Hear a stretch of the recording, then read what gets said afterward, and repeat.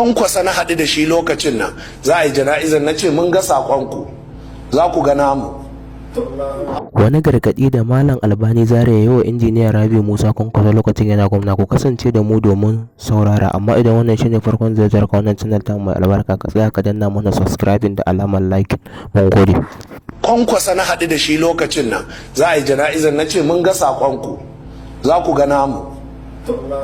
Abin da na gaya Kwankwasa kenan, dukkansu sai da suka tsorata ranar, duk malaman da ke Kano sai da suka tsorata, dukkansu ku je ku tambaye sai da suka tsorata.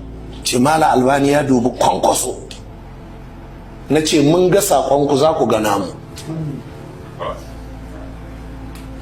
Duk sun tsorata. Matashi kwaya ɗaya ya hudu ba kwaya ɗaya, Malam Abdulwahab ya kira shi kamar zai danne shi.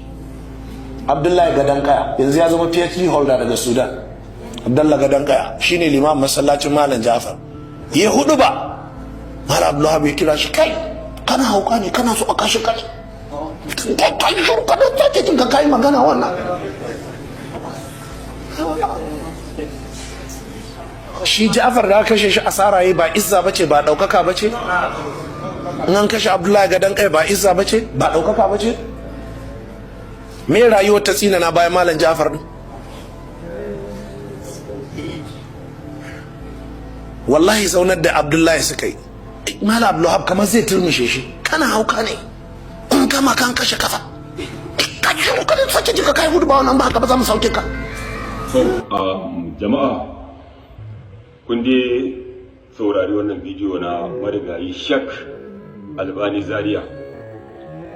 Ina da tambaya, shin kamar yadda ya ce wa Kwankwaso mun ga saƙonku ku jira namu, wannan kalmar me take nufi da Allah? A ce ba jama'a arewacin Najeriya ta daɗe da lalacewa, mu ba mu sani tun wancan lokacin